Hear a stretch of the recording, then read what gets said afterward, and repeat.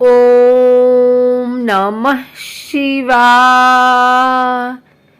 आइए सुनते हैं सोमवार व्रत कथा।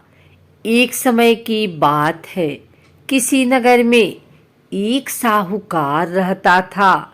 उसके घर में धन की कोई कमी नहीं थी, लेकिन उसकी कोई संतान नहीं थी। इस कारण वह बहुत दुखी था।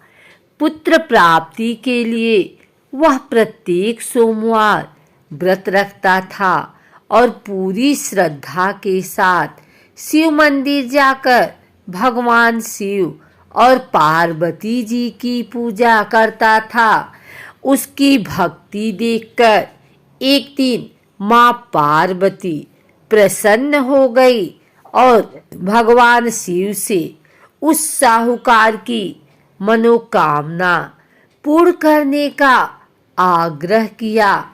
पार्वती जी की इच्छा अनुसार भगवान शिव ने कहा कि हे पार्वती, इस संसार में हर प्राणी को उसके कर्मों का फल मिलता है और जिसके भाग्य में जो हो उसे भोगना ही पड़ता है।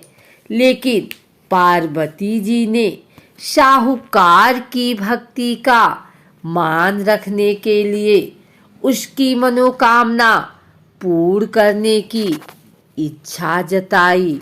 माता पार्वती के आग्रह पर शिवजी ने साहूकार को पुत्र प्राप्ति का वरदान तो दिया, लेकिन साथ ही यह भी कहा कि उसके बालक की आयु केवल 12 वर्ष होगी। माता पार्वती और भगवान शिव की बातचीत को साहूकार सुन रहा था। उसे ना तो इस बात की खुशी थी और ना ही दुख। वह पहले की भांति शिवजी की पूजा करते रहा। कुछ समय के बाद साहूकार के घर एक पुत्र का जन्म हुआ। जब वह बालक 11 वर्ष का हुआ तो उसे पढ़ने के लिए काशी भेज दिया गया। साहूकार ने पुत्र के मामा को बुलाकर उसे बहुत सारा धन दिया और कहा कि तुम इस बालक को काशी विद्या प्राप्ति के लिए ले जाओ और मार्ग में यज्ञ कराना। जहाँ भी यज्ञ कराओ वहाँ ब्राह्मणों को भोजन कराते और दक्षिणा देते हुए जाना। दोनों मामा भांजे इसी तरह यज्ञ कराते और ब्राह्मणों को दान दक्षिणा देते काशी की ओर चल पड़े। रात में एक नगर पड़ा, जहाँ नगर के राजा की कन्या का विवाह था, लेकिन जिस राजकुमार से उसका विवाह होने वाला था वह एक आंख से काना था।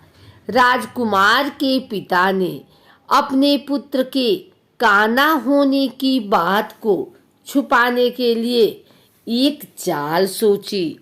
साहूकार के पुत्र को देखकर उसका मन में एक विचार आया। उसने सोचा, क्यों न इस लड़के को दूल्हा बनाकर राजकुमारी से विवाह करा दूं। विवाह के बाद उसको धन देकर विदा कर दूंगा और राजकुमारी को अपने नगर ले जाऊंगा। लड़के को दूल्हे के वस्त्र पहनाकर राजकुमारी से विवाह कर दिया गया। लेकिन साहूकार का पुत्र ईमानदार था। उसे यह बात न्याय संगत नहीं लगी। उसने अवसर पाकर राजकुमारी की चुन्नी के पल्ले पर लिखा कि तुम्हारा विवाह तो मेरे साथ हुआ है, लेकिन जिस राजकुमार के संग तुम्हें भेजा जाएगा वह एक आंख से काना है। मैं तो काशी पढ़ने जा रहा हूँ। जब राजकुमारी ने चुन्नी पर लिखी बातें पढ़ी तो उसने अपने माता पिता को यह बात बताई।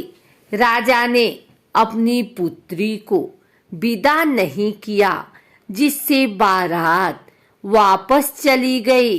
दूसरी ओर साहूकार का लड़का और उसका मामा काशी पहुँचे और वहां जाकर उन्होंने यज्ञ किया।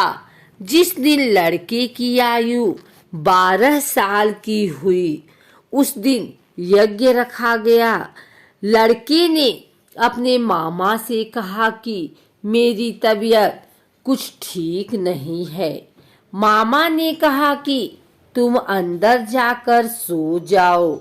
शिव जी के वरदानुसार कुछ ही देर में उस बालक के प्राण निकल गए। मृत भांजे को देखकर उसके मामा ने विलाप करना शुरू किया।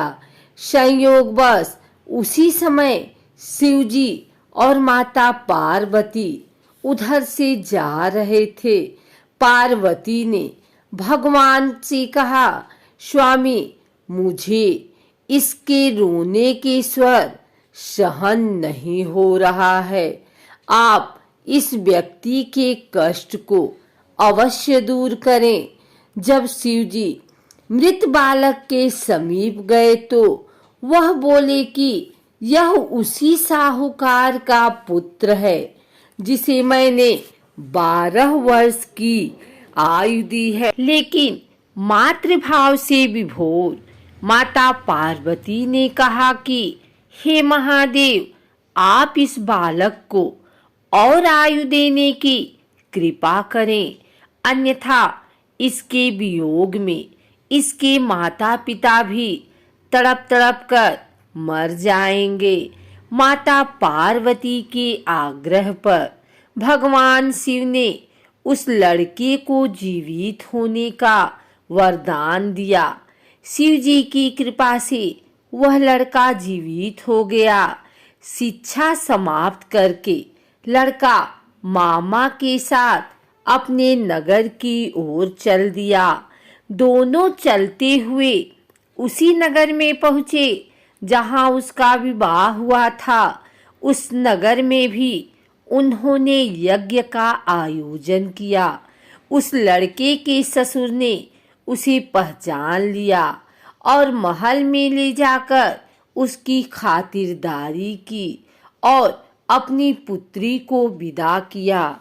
इधर साहूकार और उसकी पत्नी भूखी प्यासे रहकर बेटे की प्रतीक्षा कर रहे थे। उन्होंने प्रण कर रखा था कि यदि उन्हें अपने बेटे की मृत्यु का समाचार मिला तो वह भी प्राण त्याग देंगे। परंतु अपने बेटे के जीवित होने का समाचार पाकर वह बेहद प्रसन्न हुए। उसी रात भगवान शिव ने व्यापारी के स्वप्न में आकर कहा, हे सृष्टि, मैंने तो तेरे सोमवार के व्रत करने और व्रत कथा सुनने से प्रसन्न होकर तेरे पुत्र को लंबी आयु प्रदान की है। इसी प्रकार जो कोई सोमवार व्रत करता है या कथा सुनता और पढ़ता है, उसके सभी दुख दूर होते हैं और समस्त मनोकामना पूर्ण होती हैं।